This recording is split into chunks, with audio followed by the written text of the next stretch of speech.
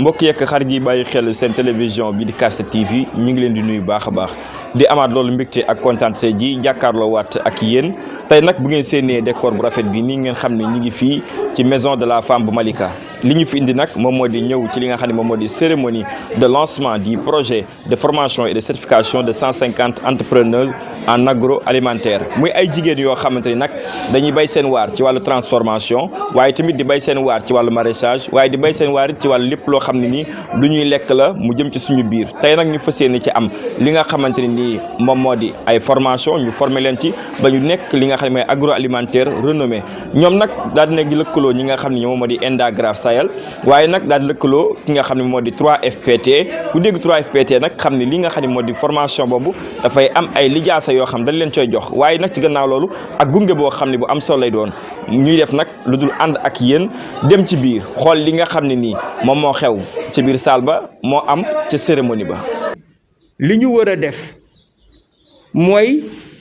jigéen ñi nga dajale yaa ngi wax ay nombre léegi nañu fexe ba ku ci nekk ñu former ko mu am lijaasa ñu ne nan la ñuy def Emmanuel nañ dem seeti ji 3FPT ñu ñëw ndeysaan la directrice nous a bien reçu soxna Abi vraiment gunge ñu ba tey jii ngeen permettre ñu def formation parce que boo bëggee jox nit ay compétence dafa nekk lu complexe lu dëgër niñ koy définir d'ailleurs day nekk loo xamee ne day wane ne lu complexe la parce que c'est un ensemble intégré de savoir-faire et de savoir-être que l'on mobilise pour résoudre un problème de la vie loolu nag mënoo ko gaawantu pour mën ko am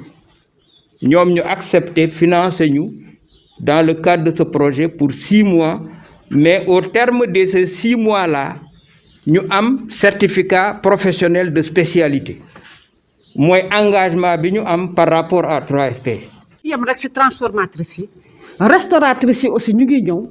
dina am groupe yu nga xam ne dans toutes les zones dinañ ko fa def maraîchers yi aussi la même chose toujours dans la même démarche ñu bëgg commune bu ñu fa taxaw parce que projet bi ci 4 communes la nekk mais ñaan nañu ñu lawal mbir mi defe naa ba 157 communes yëpp yu nekk ci Sénégal incha allah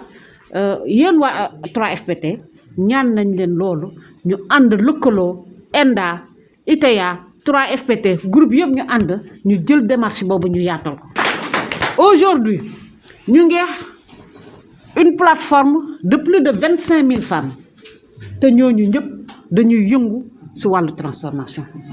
boo duggee dans le cadre des produits halieutiques nous sommes dans un réseau de plus de 30 000 femmes ñooñu ñëpp dañuy soxla démarche yi gën a yaatal mbir bi parce que ku jàppale jigéen jàppale nga société ku jàppale jigéen jàppale nga lu nga xam ne ëllëg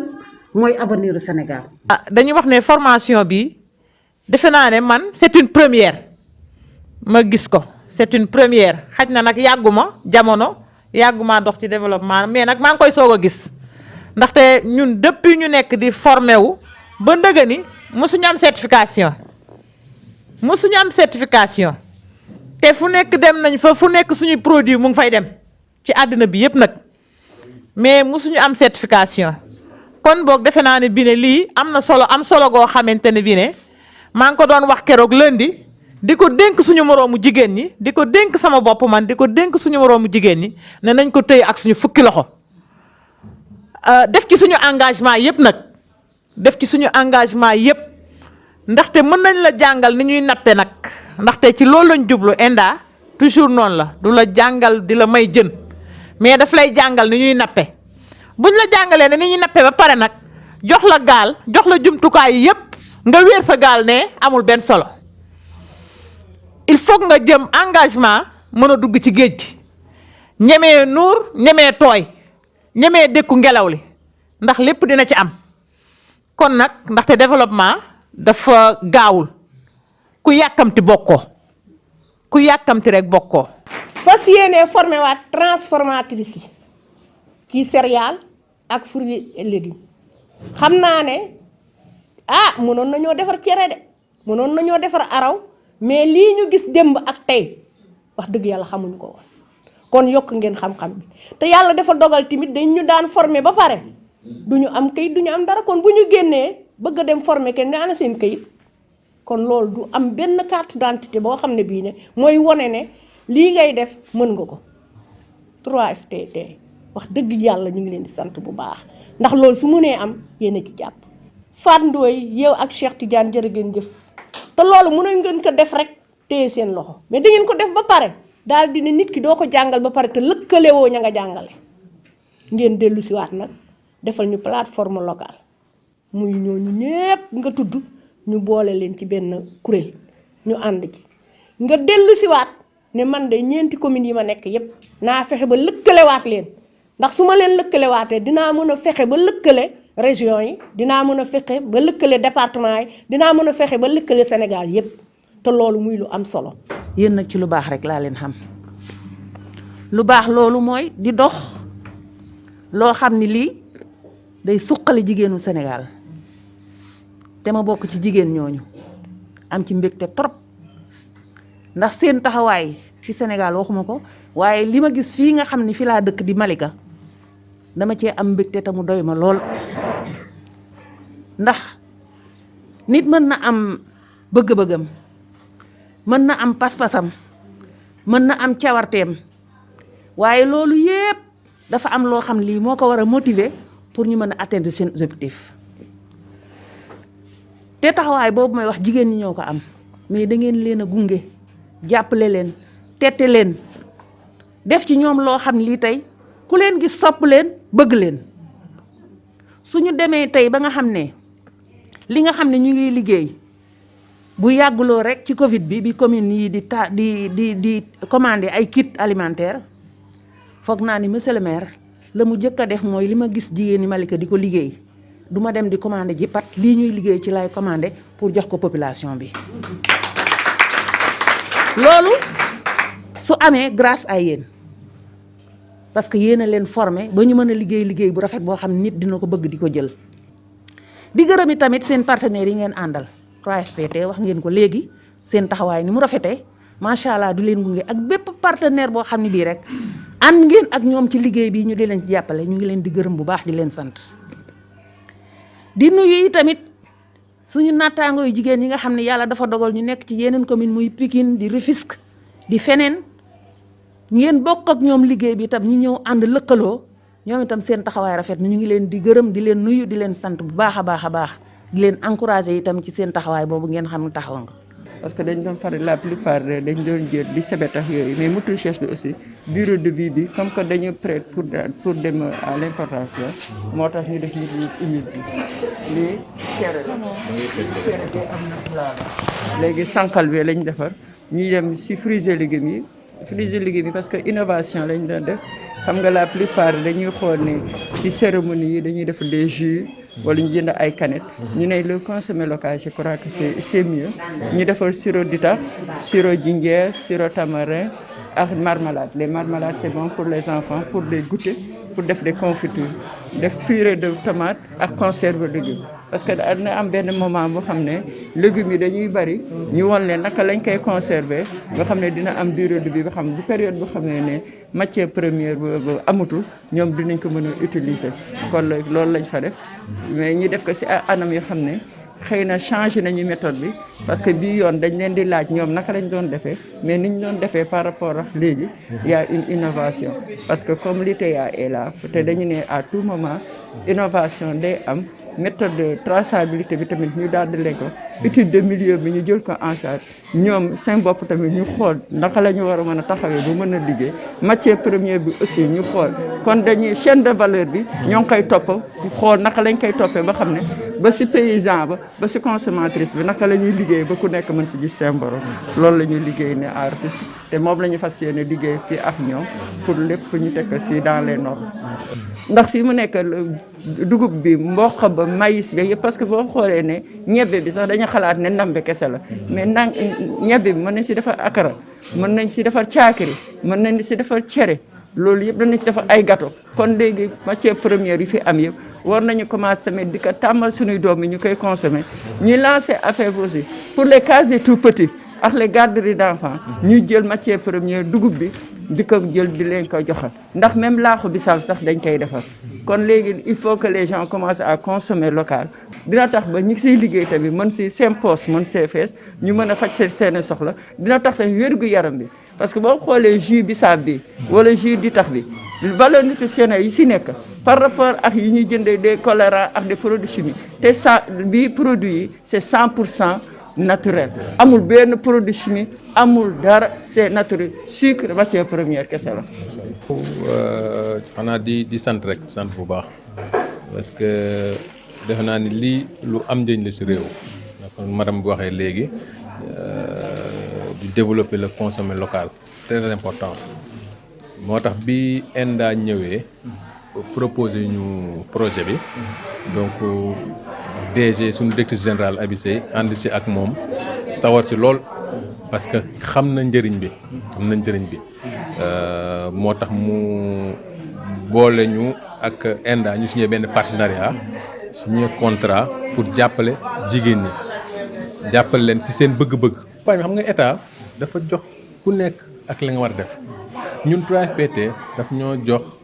rôle financer formation jàppale ndaw yi renforcement ak capacité ndaw yeeg mag yeeg jigéen yeeg ñëpp. maintenant am na structure yoo xamante ne teg na ko mettre na en place ay structures yoo xamante ni du si mel na DER par exemple loolu moo fi tax a toog c'est-à-dire suñu jigéen ñi bu ñu defee formation ba pare ba am seen quelque am ay certification am nañu possibilité dem déposer au niveau de la DER wala ay su mel ne FONGIP ñu xool ñu leen di jàppale ba ñu mën a teg seen projet comme ni ñu ko bëggee yàlla. jërëjëf monsieur Dia. ok jërëjëf.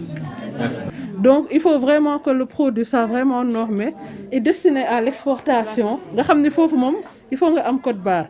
te bu boobaa ñun ak conseiller en formation technicien yi dinañ xool naka lañ leen di appuyer jàppale leen kita jox leen contact yi ñoo xamante ni ñoo ciy liggéey parce que ku nekk dafa am loo xamante ne la ko état bi jagleel ci wàllum liggéey ñun tey 3FPT daf ñu jagleel ñu saytu xool ndax formation bi am na njëriñ pour ñii ñu bëgg a financer ba pare njëriñ boobu ñu mesurer lan mooy impact formation bi tey ñii fan lañ leen jëlee ak fu ñu nekk tey ak produit bu ñu leen jàppale ba ñu développé ko fan la nekk tey donc su weesoo loolu après ñun lu ñu mun mooy orientation parce que état bi ñun ñëpp dañuy liggéey en synergie su fekkee wàllum financement la yokk seen matériel ñu xool ci dispositif bi tey buy jàppale femmes yi ñan ñoo koy def su fekkee DER la wala bu fekkee ADPM la wala bu fekkee FONGIP la ci wàllum garantie ñu orienté leen foofu ñoom tamit suñu demee ñu wax expliquer leen nan mooy conditions yi ak nag nañ leen mun a jàppale et cetera parce que yëpp comme ni ma waxee dispositif d'appui bi ku nekk dafa am pàcc boo xamante ni mooy wàllam voilà. soo xoolee projet Suxali Jigéen dafa nekk projet bi nga xam ne ENDA Graf Sahel moom moo ko initié woon ànd ceeg ay partenaires espagnols am dont CEPAYAM Prosalus ak la coopération espagnole de développement ñu am luñ ci def lu am solo ci wàllum accompagnement formation renforcement de capacité lépp waaye ñu dem ba ci biir ñu xam ne formation yi en temps bi dañ ko war a changer dañu war a changer de fusil d'épaule donc am formation bi nga xam ne au moins ci cappaandaw ga ñi ñuy former di leen accompagner dinañ mën a am benn lijaasa am benn diplôme boo xam ne c'est un diplôme d'état moom dañ ciy ànd ak waa DECPC mooy direction des examens et concours pour que ñoom ñooñu nga xam ne jot nañ leen former à terme ñu mën a am diplôme boobu waaye projet bi dem ba en un moment donné ay moyens financiers am xaw a des ñu toog waxtaan ñu ne daal nañ trouver solution bi mooy nañu dem lëkkaloo ak 3FPT pour mu mën ci jàpp ba nga xam ne li ñu xam ne commencé woon nañ ko mën ko àggale mooy accompagner femmes yi ci en terme de matériel ay machines et cetera accompagner leen également ci benn formation bi nga xam ne format A3 la formation bi nga xam ne dafay am ki nga xam ne moom mooy technicien bi moom mooy responsable de la théorie jóge fële ci ITA am ñoo xam ne am nañ plus de 20 ans d'expérience comme Fatma Issa ak mère Aïda Koli nekk ci ay organisation yi nga xam ne ñu naan Approval am nag ki nga xam ne moom mooy alphabétiseur bi parce que formation bi mënuñu leen ko jàngal ci ay kàllaama tubaab wala ainsi de suite dañu ne pour que mu mën a am impact pour que ñu développer seen jeunes yi il faut que li ñuy làkk li ñu leen di jàngal ñu koy làkk ci ñi nga xam ne mooy olof donc looloo tax ñoom ñett ñooñu séq ko mu nekk format A3 muy 3A boobu looloo waral tey fii ñëw Malika def cérémonie de lancement bi fii parce que nag Malika moo nekk suñu centre référence donc commune bi nag 4 zone la waaye Malika fii ci wàllum jumtukaay soo xoolee ci wàllum infrastructure Malika moo fi am maison de la femme bi nga xam ne dafay fonctionnel dox looloo tax nag ñu ba ñu waxtaanee suñu biir ñu ne lancement bi dañ ci ànd ak monsieur le maire Talla Gadiaga ànd ceeg famille ànd ceeg plateforme yëpp mooy Pikine Nord ñëw fekk si fii fi nga xam ne moom mooy maison de la femme ñu defee ko fii parce que soo xoolee référentiel de formation bi yemul kese ci formation wàllum technique donc du ñu yem rek ci technique baykat yi dañu leen jàngal technique de production famille yi jàngal leen technique de transformation restauratrices yi également la même chose ànd ceeg ñi nga xam ne seen xam-xam da ci màcc waaye nag dafa am d'autres compétences générales yi nga xam ne famille dañ ko war a xam mooy nan la ñuy gérer entreprise nan la ñuy defaree business plan nan la ñuy defee marketing donc yooyu yëpp c'est des compétences générales yi nga xam ne suñu paree donc am nañ des progressions mensuelles dinañ ko doxal wéyal ko ba nga xam ne ca cappaandaw ga ñi nga xam ne famille ci GIE lañ commencé dinañ leen jéem a yóbbu ci entreprise bi nga xam ne dinañ mën a commencé def di exportation di jël seen produit di ko def au niveau national ba pare doo ko mën a jël ba yóbbu ko bitim réew te loolu dinañ leen ci accompagner te loolu ko mën a def mooy qualification moo ko mën formation bu mucc ayib ba pare ñu formaliser leen ñu jóge ci informel dem ci formel donc loolu pour mu mën a nekk nag processus bi mooy yoon bi nga xam ne mooy format A3 bi ñu teg pour mën ñu àgg foofu la